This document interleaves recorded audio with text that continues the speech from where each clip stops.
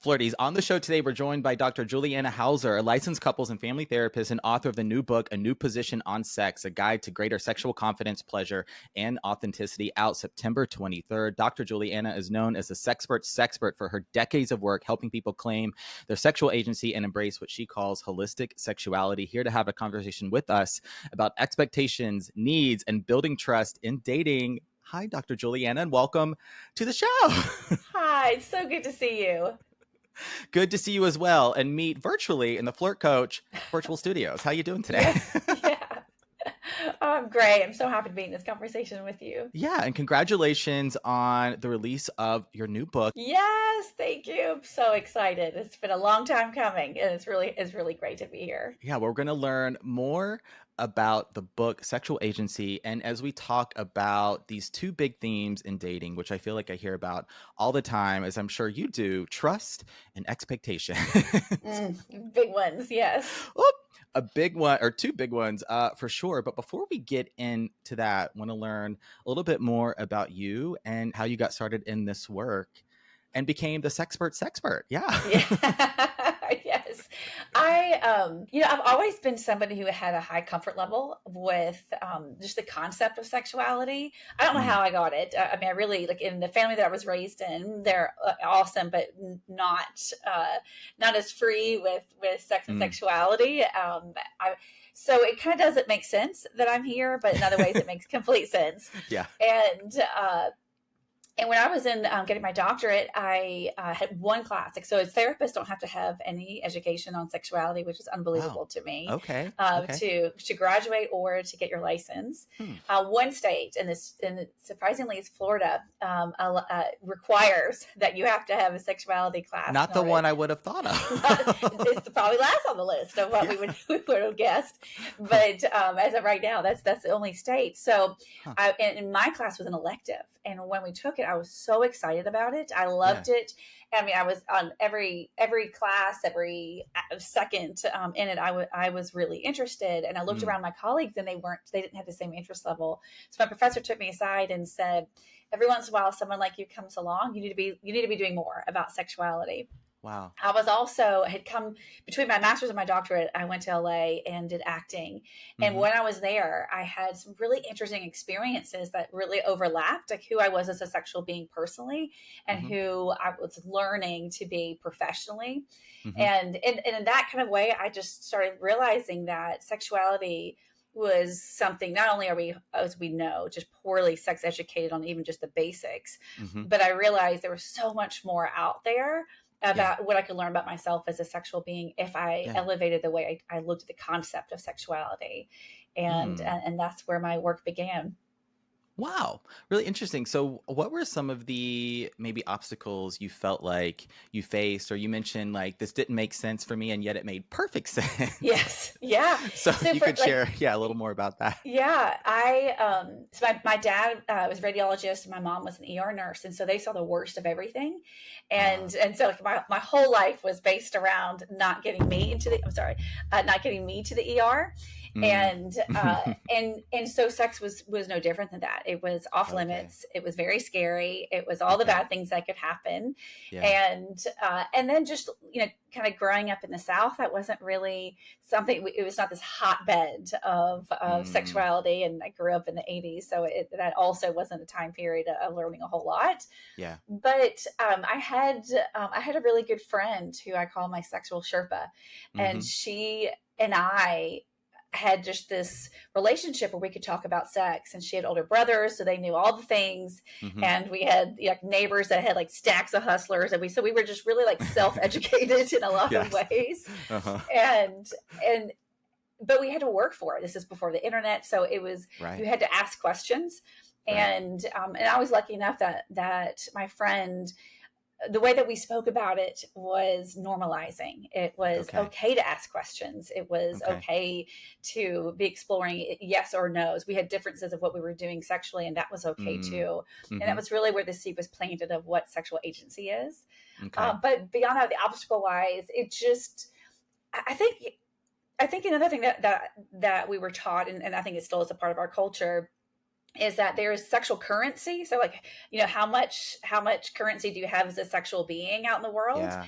Yeah. But also, as we know, like the double standard of, but you don't want to be too sexual. Like there's a place in that balance of Mm, being too sexually available and hmm. have a high currency and too high currency, and Right. trying to figure out what that looks like is difficult. And Yeah. I found for me that one of the biggest things that I had to unlearn so that I could Mm, relearn in the way that worked for me was that hmm. I kept defining who I was as a sexual being based on other people, and Yeah. really didn't know how to know who I was on my own. Yeah, and that makes a lot of sense. I feel like that's how I got some of my just education and awareness about what sex is. It's like, how are you seen by other people? Maybe how are you picked or chosen? How are you validated? How do you give pleasure? It becomes very externally focused in a Yeah. way, like for me to know, oh, am I good at this? Am I bad at this? Like, what Hmm. do maybe I like or what I don't like based on just being very focused on what's happening outside of me with the other person, Right. right? Yes. Yeah. Yeah. What was your sex education? Did you have a class, a Oh book? my gosh. Kind of not much to it. I mean, I grew up in, I'll say the 90s, so a millennial of the 90s, but also growing up in the South, but then growing up a homosexual as well. So, like, I feel like my sexual references were the straights or the Yes. representations of gay sex we had at that time. And we were starting to come out of the AIDS epidemic. So there was Right. so much just absolute terror and fear that if Hmm. I have sex, I'm probably gonna die, right? Like Right. that's I was thinking Right. about that. I was thinking like, oh my gosh, like there was this I felt like gay men, and I don't want to say we had the same experience as women. We did not, and yet there was a lot of that slut shaming, Yeah. Oh, right? That yes. if it Hmm. was like, oh gosh, you have a body count, like, oh, you're sleeping around, oh, like what's wrong with you? What happened to you in your past, Right. kind of thing. Hmm. And it was like they're just there where did you look? And I felt like a lot Yeah. of the representations we had of gay guys in the media were the very promiscuous, right? The Hmm. kind of player types, the very effeminate, the very like there was kind of only one quote unquote stereotype Yeah. to look to. Hmm. Like I think about Will and Grace was really the example we had. And so were you Jack? Were you sleeping around, Right. had a new boyfriend every episode? Or were you Will, who was very uptight, career focused, and couldn't have a relationship to save his life? Right. Well, do I have to pick? I guess I have to pick Yeah. one or the other. And I guess if I have to pick, I probably want to be Jack. He seems like he's having more fun. Right. It was very confusing. I hear you on that, and you're right. And I would say same but different. Like for women, it's really hard to find role models that felt right and had Mm, enough variety that you didn't feel pigeonholed. yeah. Also, like look at the other two characters in that show too. Like that they also had extremes. Get them to like which one am I? Yeah. Yeah. And so I'm curious. We're gonna get into right the trust and expectations and all that stuff. We're gonna talk about the Yeah, list exercise, which great. you've coined. So we're gonna get there. But I'm curious from your work how maybe women and men are socialized differently when it comes to sex. Like this is Hmm. something I'm very curious about as I recently had a conversation on Flirtations about hookup culture and how a lot of us lead with sex now as the Hmm. gateway to a relationship, which isn't inherently right or wrong, like bad or good. It's Right. just different. And does it actually lead us into the relationships that maybe we're looking for? Yeah. And open for interpretation, but I'm curious back to the question is how we're socialized differently. Hmm. Oh my gosh, those are great topics. Um, I want to actually don't let me forget to talk about the leading with sex. Mm, I wanted to see what your thoughts are on that okay. too. But the how we're being socialized. It's really, I would say even in the past 5 years, I've seen a difference in this. So my Mm, answer has like different sections depending on really what we're talking about and the age group too. yeah. But I think in general we are socialized to either be the gatekeeper of who we are as sexual beings, like we're the Mm, ones that are controlling it, and I think that can be, and then that can change depending on what genders we're speaking about who are mm, engaging with this together. But mm-hmm. somebody's a gatekeeper and somebody's a pursuer of this, and Ah, I okay. think that you can change yourself. You can identify with being one of the other two, and how you present yourself to partners, potential partners. But it's often, I think, related to control. So who is in control, or Wow. the word I used earlier, which is like who has the sexual currency. And we're Mm, socialized to want to have sexual currency no matter what our gender is. yeah. And if you don't have it inherently, or you're not pursuing it, Hmm. then you are looked at as an outlier. Yeah. Okay. This is interesting. I mean, some of the things that I feel like would go along with that sexual currency could be money, Mm-hmm. right? Title, status, Height. certainly height, looks, a lot of the Mm-hmm. physical features that come into play. It's really it's And interesting. It's availability. availability, yeah. Mm-hmm. Mm-hmm. Like what you're And putting out there. uh okay. Okay. Yeah, because I'm thinking about now it's sort of like, just the classic, the guys, it seems like, they're when they sleep around, they become like the player types that have the higher body count, right? They're like, yes, like get it, bro, Yeah. right? Like they're getting Right. encouraged and they're getting like really celebrated amongst Mm-hmm. their friend groups, right? Whereas women, like in the friend groups, you may be encouraged and celebrated as well, and yet from the outside looking in, you're more likely to receive like, oh God, oof, she really gets around kind of thing. There's a Yeah. negative connotation to it. Mm-hmm. So it's really interesting how even if we're leading with sex, it's like not this, we we maybe got more acceptance in Mm-hmm. this way, more freedom to play with sex, but we didn't necessarily get the yes. And now we're also seen as these fully like, sexual beings that Right. can make choices and have our own bodily autonomy and are free from the shame and the judgment, right? Mm-hmm. I remember Very interesting. 20 years ago when I started focusing on sexuality, I remember thinking 20 years from now, this is not going to be what the sexual culture is. Like, I will not be talking Mm, about double standards. I will not be talking about body counts or any of those kinds yeah. of things. Yeah. And, and it's wild to see how much changes and how much doesn't. Yeah. Because you're right. In some ways, the way that we talk about sex is so different, and Mm-hmm. I love it. We have more accessibility to information. Mm-hmm. We get to talk a lot more about it and more Mm-hmm. freely. Maybe not on like, Instagram, and it's on social media. Yeah. We still Yeah. get quite Freaking censored. guidelines, right? Yeah. Yes, right. But just in general, in our day to day lives, we are talking about it so much more than we Yeah. were 20 years ago. But Yeah. in my private practice, I would say when I work with, and this is like cishet men, Mm-hmm. who are like in college or in their 20s, there is a higher level of like an elevated level of speaking about it. This is self-selected who works with me, of course, but like, Mm-hmm. so talking about sexuality in a much more evolved way.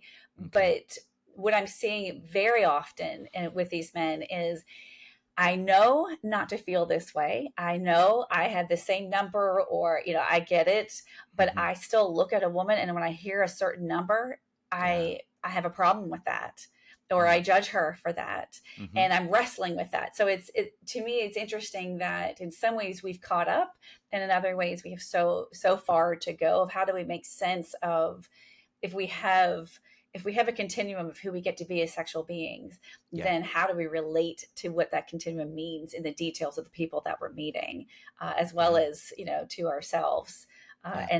in that too. Yeah. A big question that we are going to answer here today. Or at least going to try. Yeah, as much as things change, things stay the The same, same yeah, in many ways, where it's like I feel like a lot of these topics exist on these continuums, right? Where like we yeah, kind of make progress and then we sort of the trends swing back the other way. yeah. It's And we're very seeing quite the interesting. swing right now, yeah, and things too. Yeah. Yeah. Hmm. What like the swing I'm thinking of is kind of this reclaiming of traditional gender norms. Like I feel Yes, like there's a and sexual push, norms. yes, and sexual norms as well, a push to go back to that. Are you seeing Oh yeah, that in your work yeah. I too? mean, I Yeah. mean, I'm here in Kentucky, and Yeah. really, really feeling it in a lot of ways. Yeah. But then I also, like, I'm in a month, I'm speaking in a middle school in Hmm. Kentucky, and I got to speak there last year too. It's a private school, it's a Montessori school, so that they Hmm. have some progressive forward thinking, Yes. and it's it's really beautiful to see that in a state that has pretty traditional Mm-hmm. swinging votes here, Mm-hmm. that I'm able to have free reign for 2 hours with middle school kids. Wow. And one of my favorite experiences of that last year was I let them have a Q&A beforehand. So they sent me all Uh-huh. the questions. And when I was so That's excited for amazing. the spreadsheet of what they were going to ask me in it. Uh-huh. And it hit the whole, I mean, first of all, I realized how little they knew. Mm-hmm. And then it was cute what they're asking. And overall, what it tells me too is we're all trying to find out what it is that we're doing, Mm-hmm. and what it is that we're interested in, and Mm-hmm. ultimately what does that mean to who we are. Mm-hmm. um, and it's difficult. It is. It's hard to sort through it, and we don't have a lot of frameworks, and we don't have a lot of spaces Yeah. to really have it in a conversation that is more than just like a joke. It's really Yeah. like, who are you, Uh-huh. and to make sense of that, of how who we are as a sexual being informs who we are in general, and like the soul of who we are. Yeah. I'm still figuring it out at Yeah, me almost too. 40 at almost 40 year olds. I'm still figuring it out. Yeah, I'm thinking Yeah. of the scene, like the only sex education I got in school was about 6th grade. And I'm thinking of the scene from Mean Girls, right? With the gym with the gym coach who's like, Yes, me don't too. have sex. You will get chlamydia and die. Everybody take some condoms, right? Like that was pretty much Right. it. Don't do Yes. this, but if you're gonna do it, here you go. Like Yes, it's this is the horrible thing that's going to oh my happen. gosh. Yes, And I of know. course, like it's something pretty much a lot of people, I don't want to say everyone, but a Yeah, lot of people are interested in. And so you're going to figure it out one way or the that's other. right. Yes. We were talking about body counts earlier too. Like when I work with people in the dating world, Mm, and especially like when someone's transitioning to, like, they think they're going to move from casually dating to, like, they've picked their person and hmm they're going to get into a serious relationship. And hmm if they have a hang up with how they're going to talk about their sexual history, or how they mm, feel about their person's sexual history, yeah. I really, I believe in the, just like, bless the people before you. Like, that's hmm so great. Like, hmm whoever was before you either gave that your person's skills that you are going to be the benefit of, hmm or they show them the opposite, and you're getting the benefit of that, as well. They're going to see yeah. that there was something else, or you get to be the star because they weren't their person. Right. And I've never I've they're interesting conversations when someone has a jealousy about what Yeah. someone's past is, or they hmm feel threatened by it, which is different than feeling like it's not your belief system, or your value system. That's different to me. Right. But when people don't know how to position someone's sexual history to their hmm own, and hmm no wonder we don't, because we don't know, we're not taught anything about how to position Right. anything in our sexual life. But when we don't know what to do with that, let alone have those kind of conversations, Yeah. I think it adds a level of complexity to dating that, Mm, it's difficult in a culture where sexual connecting sexually is a lot more available than it used to be. yeah. Yeah.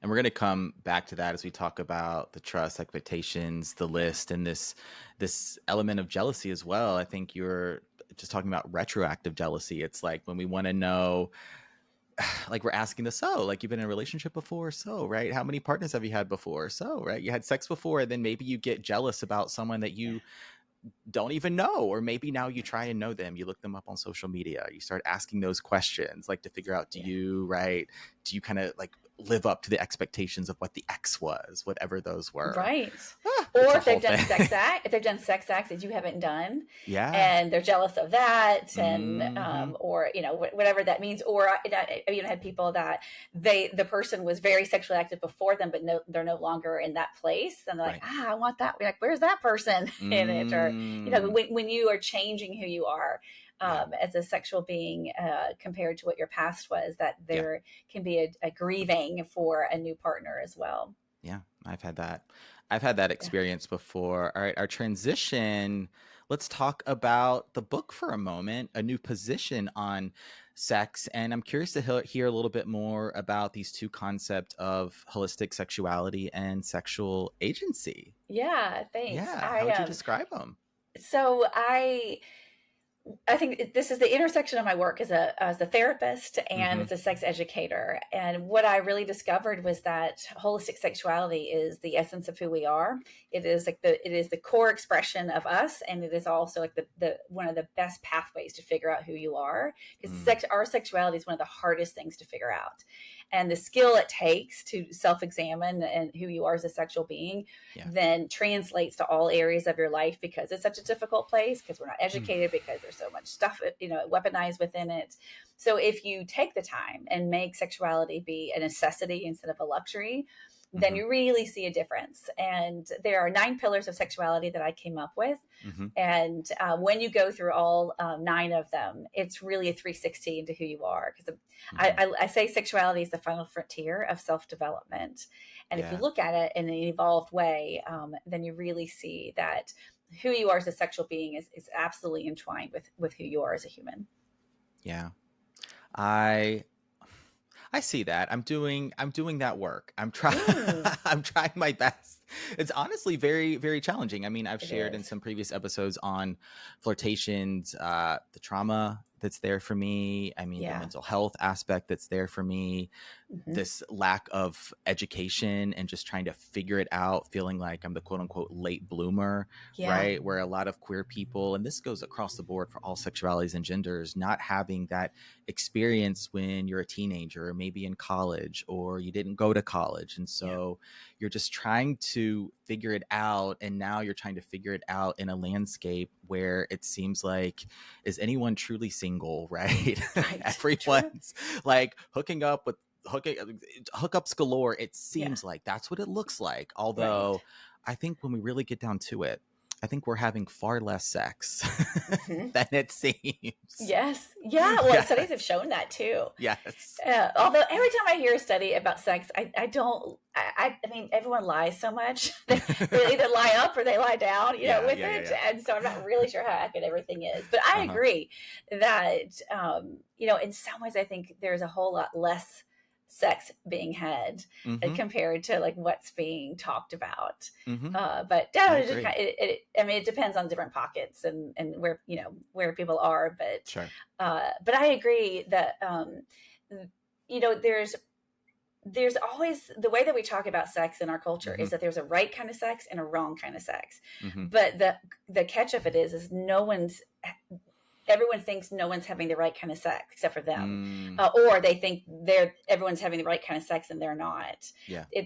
I never meet people who are like, you know what, I'm having the best kind of sex life ever, and I always Yeah. have. Like, no one thinks that. We've just we've made sexuality such a divisive element to us Yeah. instead of something that is so awesome. Yeah. I just saw this TikTok video the other day, and this guy, I don't know who it was. I didn't. Wish I knew the creator's name, but he's like in the woods, and he Mm-hmm. must have like a mic stand up or a camera stand up. And he's like, Mm-hmm. you know what? He's like, we're all gonna die. He's like, why aren't we just having sex all the time? He is like, why are we doing work every Yeah. day? We should be just having sex every day. Mm-hmm. And he like just walks off really mad. And I was like, that was a fascinating point. I thought I know maybe who you were talking about. Now I'm like, I'm not so sure. He wasn't with a big old axe, was he? No, I know who you're talking No, about. it That. wasn't that guy. I was like, he doesn't It was normally talk not. about that kind of stuff. Okay. Right. But you said initially a guy in the woods. That's where my head Yes, went. the guy that chops wood all the time that everyone Yes. likes. Yes. Yes. He's become so famous. So Congratulations to him. famous. Yes. Yeah. Thorin, if you're listening. We Hi. love you. We love you. Chop some wood. Oh my gosh. Yes, he's hot too. Hmm. I think we all have a crush on him and he Yes. knows it. He knows it. All right. Let's get into some trust here, as I wanted this initial part of the conversation talking about your book, Holistic Sexuality, Sexual Agency, and just sort of sex as an introduction to this conversation. And yet there are going to be all these elements to the sex piece where it's, if you can, to be really in the moment, like to really Yeah. be in that headspace, even in your body, to give and receive pleasure, right? To really Hmm. enjoy it, there's might be some elements that need to be in place, one of those being trust.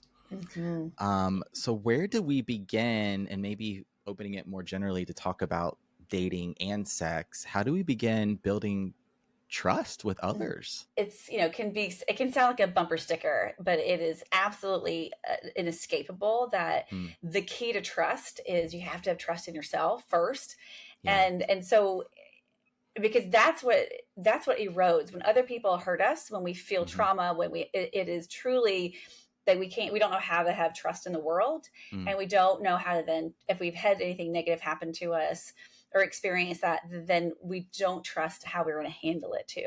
So then mm, self-trust starts eroding, and then we look at, like, are we afraid of who do we have a good read of people? hmm. And and that erodes self-trust, and it's Yeah. really hard to, that's why a lot of people talk about attachment theory, that a lot Mm, of that rests down to, like, where we are with other people and how hmm. we relate to other people. Mm, But how we see ourselves is the most important part to being able to trust other people. Because if I can't trust my judgment, and I can't trust how I'm going to handle if something goes to hell with, what I was expecting, yeah. then it's really hard to put yourself out there to be vulnerable with other people.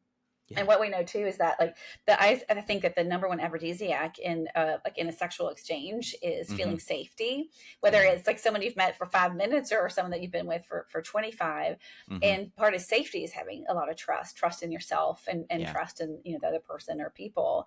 Yeah. And it's hard. I mean, I say that professionally, I say it as a person. Hmm. Trust um, is a really great defense. It's a really great way to have avoidance, Hmm. and it can be a really difficult lesson in vulnerability. Absolutely. Yeah. I mean, the other part of this question is how we start to build that trust within ourselves too. Yeah. Yeah. Yeah. The most powerful things that I see with people, and that I do in my private practice, is learning how to regulate your nervous system Okay. is a skill that I wish we were teaching in kindergarten. Yeah. And finding that out. I just, like, saw this Hmm. really great video of a school in Iceland where they Hmm. were doing that in preschool. They were Hmm. teaching the kids how Wow. to regulate and how to help each other regulate, Hmm. which is, it was fascinating to see it. Like, they were showing, they were separating, they were doing it by two genders, but they had boys rubbing each other's backs, like they were like Okay. 4-year-olds, and Yeah. brushing each other's hair, and learning how to meditate. And Wow. if we were learning that at such a young age, and we had a culture that Yeah. rewarded self-regulation, Yeah. then we would have a culture that is much more calm, much more trusting. Yeah. And but we weren't. If you're in America, listening to this, Hmm. and what you have to do is, no matter where you are, and it's never too late to learn this. And everyone regulates different. There's some studies that show that genders regulate differently, and Yes. Hmm. that, yeah, that came out pretty recently. And then, even, everyone has their own system in which to do so, and so you Yeah. have to start doing self-exploring. You have to figure Yeah. it out. For me, cold plunging is one of the most incredible things, and I Okay. hate cold water at all. I mean, I hate, like, lukewarm water, Uh-huh. but cold plunging was something that it really put it in. I had a mind body connection finally. Okay. But for other people, that would be horrific, Yeah. and that would be like the worst thing to do. And meditation is the way to go. But, it's, I think, if you're going to learn how to have self trust, you have to have two ways of regulating. One is, you have to have, like, in a moment, like, what are you going to do when you're freaking out right now, Hmm. and then the other is, what are you going to do on a daily basis to build that self trust with Hmm. it. And that makes a really big difference. The other thing is communication. Yeah. If you if you have access to what your own thoughts are, Hmm. and you know where you are, where you stand on things, and you know how to verbalize that to Yeah. other people and stay regulated while you do so, Right. you have a very high level of self-trust in that experience. And then agency is the other piece as well. Okay. So there's your trifecta.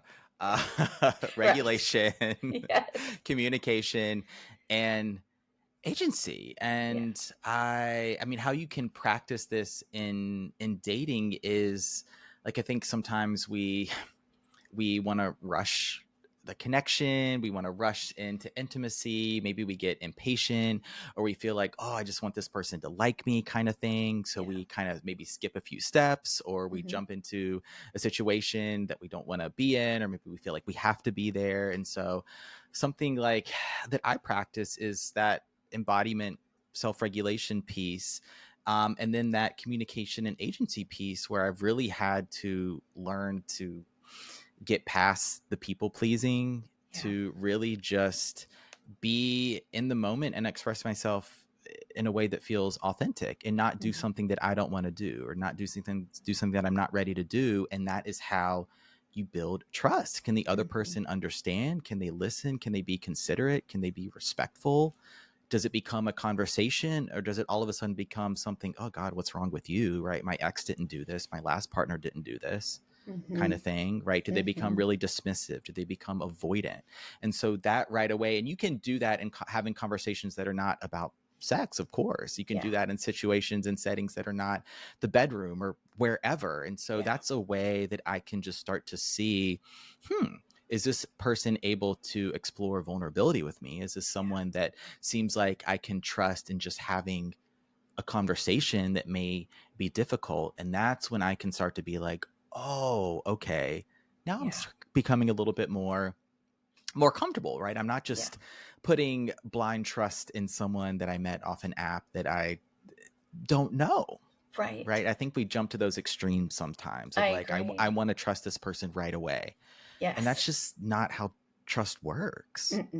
No, it isn't. And it can make you pretty vulnerable to then lose your self-trust. Absolutely. When you're going into connection in that way as well. Yeah. And it's a fine line between, what is a healthy pace to build trust with somebody, and someone building trust with you, and what is, too much. It takes too long to get in it, and you're not gonna be able to have a connection. Right. And then what's too fast, and it can vary, but there is a generalized way that is the most healthy way to bond through trust and vulnerability. But you said that really, really well. I like it. I like doing this trifecta. Another one that's tree of like, what is your relationship between vulnerability and safety, and then have a third on top of it. So like vulnerability, safety, and like letting go, or vulnerable safety and connection. And how you place it. So I'd love it. Like when you saw my visual, but I didn't mean for you to see it. I'm so curious what shape would you give it if you had to put, we'll say safety, vulnerability, and trust? If you were to put that in like a shape. What's coming to mind is a circle, right? Because I think there's like this like a loop. There's a continuum. There's like a flow of energy where all of these things are connected. And one of the mindset shifts, as we talk about expectations and the list next, one of the mindset shifts I had to make is, and this was really hard, is I'm not afraid of losing somebody. Yeah. Right? Powerful. Like if my vulnerability, authenticity, honesty, agency is going to mean that I push someone away, or they start to become a more avoidant, cold shoulder kind of thing, then thank you. Right? I'm okay with that. I'm not losing anybody. Yes. Right? Because in the inverse of that, I stand to lose myself, which is way worse. Yeah. That is so great. And I'm thinking of a colleague of mine, Lily Womble, who says you can't. Oh my gosh! Yes, she was just on the show. Oh, I love her. Yeah, she's amazing. She's so great. So I bet she said you can't say the wrong thing to the right person. Yeah. Did she say that? She said some version of that for sure. She phrase. Had some really powerful statements at the end. So good. All right, let's get into some expectations now, because one of the difficult parts of this trust work, the self-trust and building trust with others, is for sure you have your expectations, right? You have your desires, you have ultimately what you're looking for and what you want, but doesn't mean ABC person out there is gonna be the one it's going to live up to those expectations, so to speak. So how we can navigate this world of expectations too. Yes. Oh, because one of the things that we are taught and that we learn is that we need to know who we are, so that we know what we want and what feels right for us. And that's going to be the strategy of how we're dating and how we're going to find like the right person or the right kinds of people. And absolutely, I agree with that. But it can be it can become like a checklist that you're trying to do out of a catalog, and Mm. to think that all those things are going to, one, they're going to be embodied in one person, and then Yeah. two, that combination is going to work really right for you. Mm-hmm. And sometimes, like when I work with people and we start looking at who we think who are the characteristics that will be a right match for you, you're like, oh, so it's you. So Mm. you're like, you just did a list of who you are, what your characteristics are. And sometimes that's right. Sometimes we partner well with people who have similarities to us, as opposed to things that are really different. Mm-hmm. And other times that wouldn't be a good match for us. So Right. expectations, I think, are really great, like North Star for us. Yeah. But they shouldn't be something that we have, that we hold so tight with, that we can't have adaptability within them. Mm. Yeah. Okay. That's really important, because I'm sure a lot of the flirties and the listeners have heard about this detachment thing Yes. Right. out there. We've talked about it on the show. If they're on social media, I'm sure they see lots of posts about detachment and the law of detachment and all of that.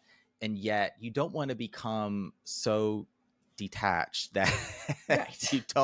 you don't know what you're looking for, what's important, or what Right. that north star is. But one thing I find is when you become like so just focused on the expectations, it's like you're trying to fit someone into those expectations. It's almost Yeah. like you're living in the future or even living in the past, and you're kind of missing the moment, missing what's actually happening. And how is someone showing up? How are you showing up? What are Yeah. you talking about versus just talking about the checklist kind of Right. stuff? Yeah. Agreed. And I think a step is often missed, which is like if you are looking, especially if you're wanting to get into a committed relationship of Mm-hmm. any detail, then I think you have to start with, so who do you want to be? Who Mm. do you want to be becoming? Yeah. And from who you are now to where you're hoping to be heading, like what is your level of awareness of who that person's going to be? So we'll just say, even just 5 years from now, like who are you Yeah. hoping? And like looking at yourself in pretty much in a lot of depth, Mm-hmm. and looking at the gap between here and there, and what kind of person in your life can help you get from Yeah. here to there, and what kind of lessons, what kind of skills. Yeah. And that answer doesn't have to come just with a partner, but who you partner with and who you're spending a lot of your time with is Mm-hmm. going to have an enormous impact on that.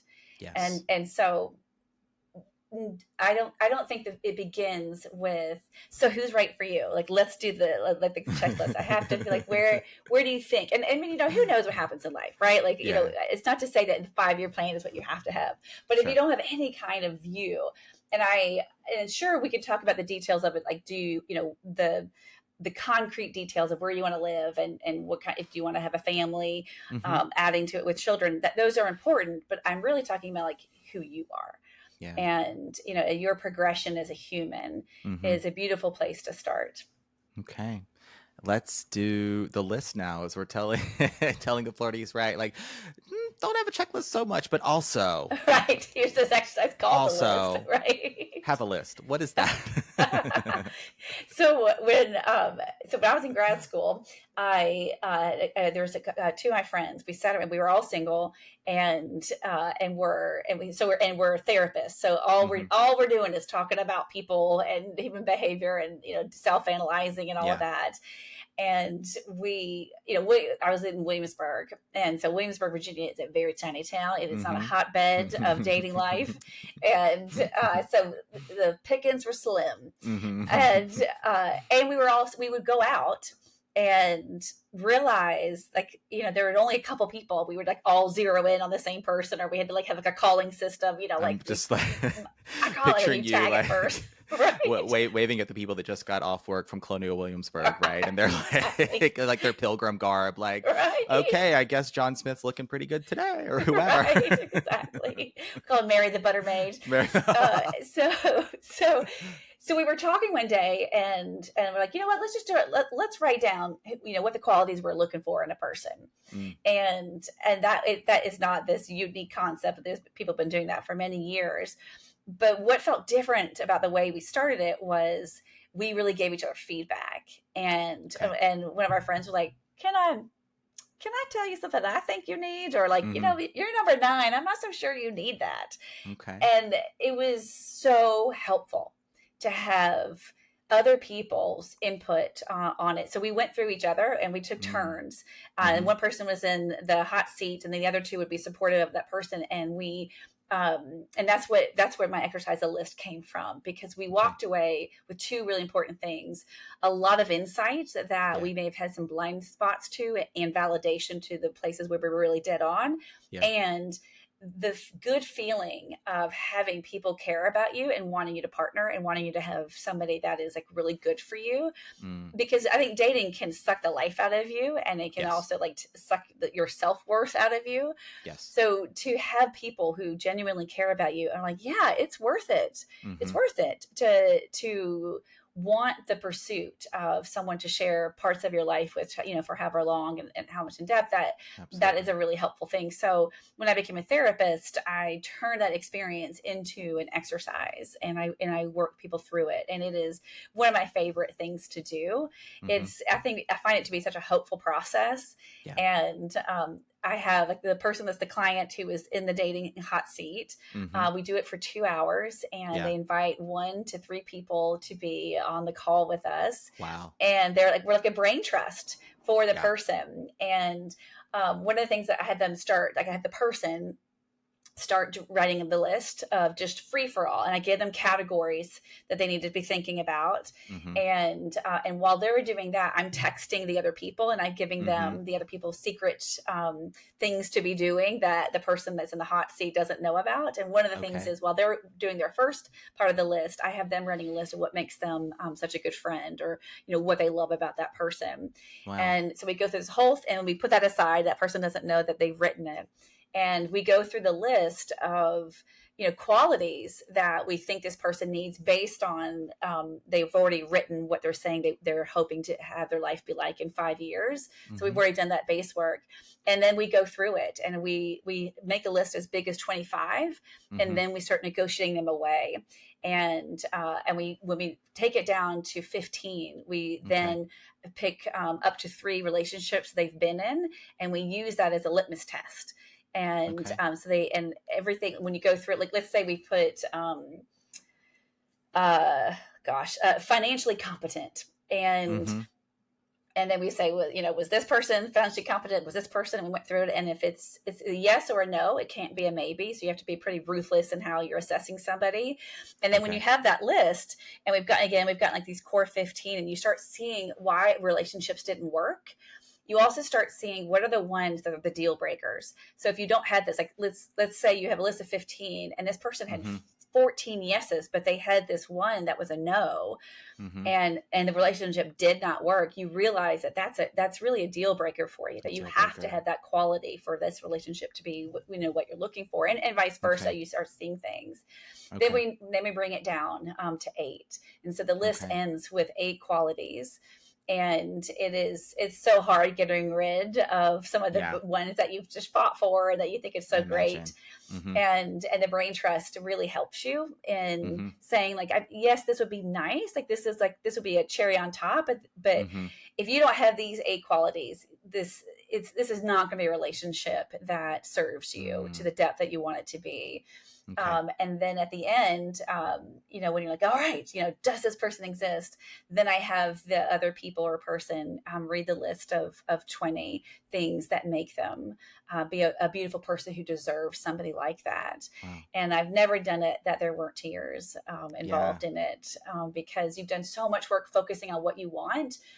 You can forget, just like in the dating world, you can forget that you are a person who deserves that. And I Yeah. think it's a really nice reminder. Absolutely. I can see that being a really powerful and emotional process over 2 hours. Then also doing it with some close and trusted friends, could Right. be Yes. family, Yeah. extended family, right? People that Right. really Whoever. want the best for you as well. And maybe have that outside perspective of, that one relationship, maybe you're not seeing it quite, Right. quite how Yes. it was. Yeah. I want to get in two more questions here. This one about accountability, which I think is a really important part of this trust conversation. And so let's say someone has their list, and then you're out there dating and emotions might get involved, or you feel disappointed or frustrated or overwhelmed, or like something's happening where maybe you start to lose a little bit of focus. And Mhm. so I wanted to talk about accountability. How can we keep ourselves accountable? Yeah. And then also a little bit of how we can let people be who they are without trying to hold them accountable Mm. to Mm. everything, right? Like that is Right. such this big part of dating, which I think trips up a lot of people. Like, I find it funny how, right, you said that, like, express yourself, yes, but Yeah. you don't always need to hold people accountable at the same Mhm. time. Yeah. Yeah, a lot of people aren't saying that, and I'm so glad that you're bringing that point up, Mm, um, because it's. I think there can be this tone sometimes in the dating world of almost like gotcha, yeah. like you're gonna put people on notice and let them know and teach them something, Mm-hmm. and I think there's a place for that. I do, but I Yes. also I love finding the distinction of making it accountable. And you're Mm, right. I think it starts first with your own accountability. Like, yeah. are you showing up in your own integrity of what, with who you know yourself to be? Yeah. And if you do something like the list, like one of the things I like about having it be a smaller number is if you know that these are the qualities that you're looking for in a partner, then are you able to have boundaries to that? Are you able to change your energy? Because what I'll say is, like, listen, if this is you're not you can do this and only date people who are on this who have these characteristics of the list, Mm-hmm. or you can use this list as a barometer for how much energy you're going to put towards that, which means how much expectations and accountability are you going to ask from a person that doesn't have some of these characteristics that you already know. Mm, There's not a complete match here, but there's something good, yeah. and either because it's going to be a fun interchange or a good friendship, but you don't have to be on the mission to teach somebody what's what Yeah. in that, which Mm-hmm. is different than if you're meeting somebody and there's more vulnerability and connection on the line. Mm, Then are you being accountable to what you know about yourself and what you need, and communicating that in a yeah. way that is proactive and non-reactive, Mm, or as early as you can, and just like you yeah. said, like being okay to lose people, and Yeah. also being okay with being somebody that somebody else loses. Yeah. Being okay with being being, I mean, I know we don't want to, a lot of us, and this is true for me, we don't want to be the one that rejects someone, or says no or hurts their feelings, and yet in the process you're probably hurting your own. You're not being authentic and true to you, and you stand to hurt their feelings even worse Yes. in the long run. And so I Yeah. think this accountability piece, it just so much starts with you, Yeah. and you going about accountability through communication versus this notion that we have to like teach people how to be the partner we want them to be Yeah.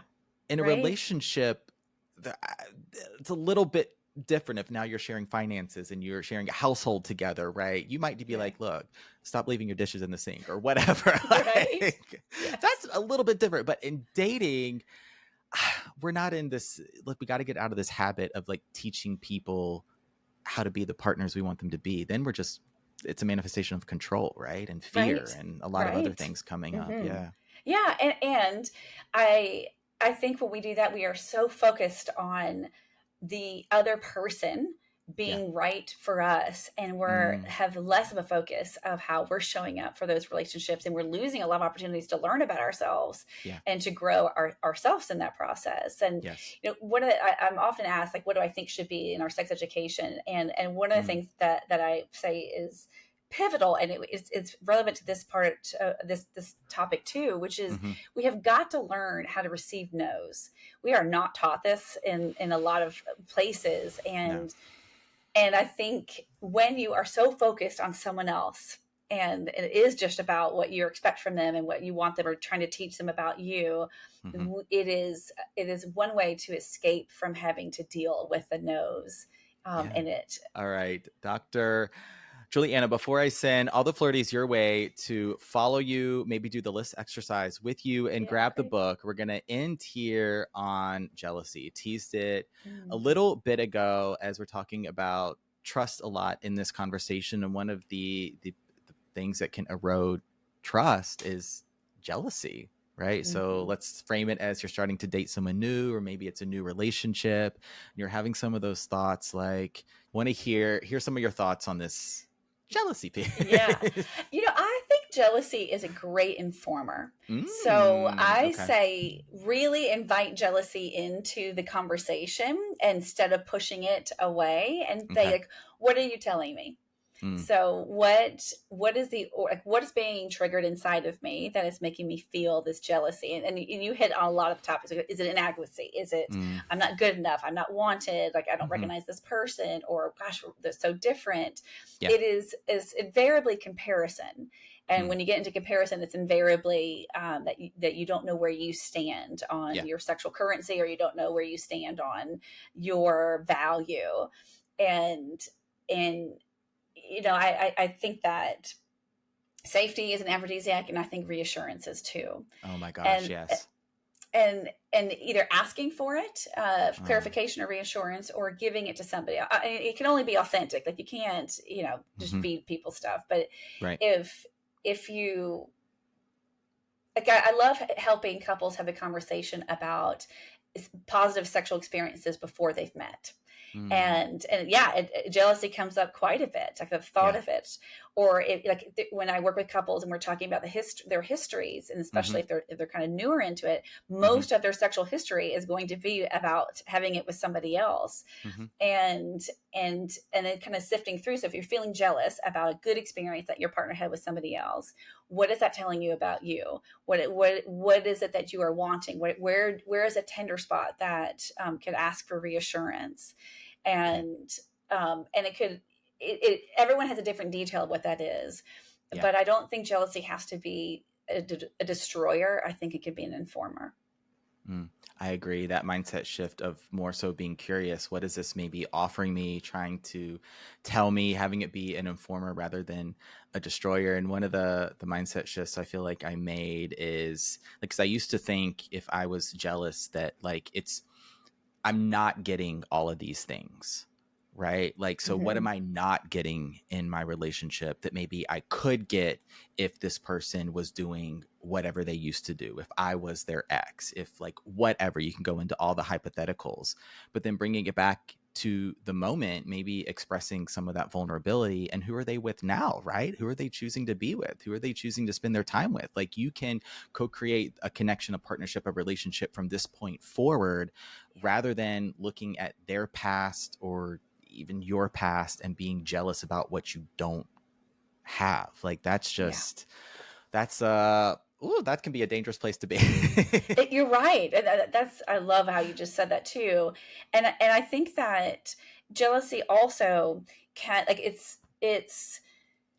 we can have retroactive jealousy. So, like, you break up and then you find out the person that you were with is with somebody else, and you look them up and you find out these things, and you write the story about who that person is and what their relationship is like. And then all of a sudden you feel terrible about yourself, and you're not going to get reassurance from that ex about any of the things. And so then jealousy it feels really toxic for you. It feels really, really negative. But I think, so where are you sitting in? What is that jealousy telling you? I'm not sitting here in some pious place. I've certainly had to deal with jealousy myself. Same. And wonder, so I'm not walking around my house going, like, what are you telling me? Jealousy. Let's just, I love it. Come sit down.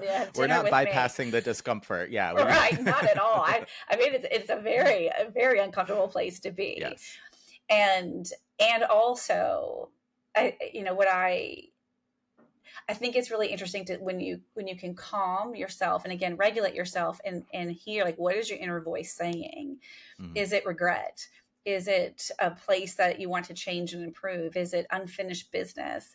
And I think a lot of times jealousy is that, like, our brain is wired to know answers, to have answers. And so when it can't get a why to something, it will circulate and think it's doing something good for you by problem solving.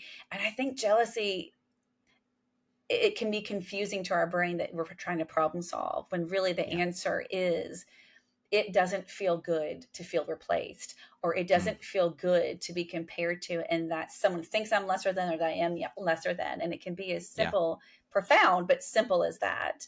And when you Yes. can get to that answer, then your brain can be like, okay, still uncomfortable, but I get it and Hmm. I can move out. Because jealousy, where jealousy becomes really negative for you is when you loop it. When you loop it, yeah. And we can get stuck in those loops. I know I have.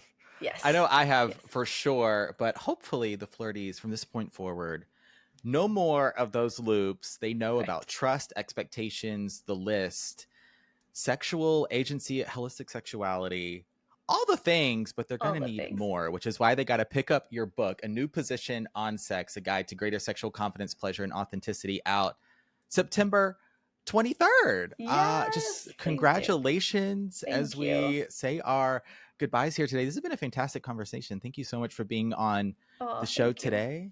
Thank you Yeah, where so much. It can was great. this was wonderful.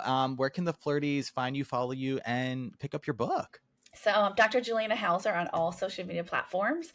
My Okay. website is dr-juliana.com, and I have a newsletter you can sign up for, where I have like its own kind of content. Yeah. And then the book is being sold on all the online platform places, Amazon, Barnes and Noble. And I have a place on my website that you can pick all the links that feel right for where you Okay. want to buy books. Fantastic. And if they wanted to do the list exercise with you, are you accepting new appointments? Yes. Yeah. Yeah. I love it. Oh Those are my one offs gosh. typically, and I Okay. love doing them. So much fun. And I do those. So on my website, there's a place that says work with me. We had the list Yes. on there. And I often do it on weekends and weeknights to Okay. accommodate for multiple people's schedules. And I don't do it Yeah. during, I can do it during the day, but most people can't get three people together at the Sure. same time. Sure. Yeah, just contact us and we'll get things set up. It is really a beautiful experience, and I highly recommend it. Fantastic. Well, I'll definitely have the book, the website, the Great. list, lots of links in the show notes below Yeah. for this episode. Dr. Juliana Hauser, thank you so much for being on the show today. Thank you so much. It was great.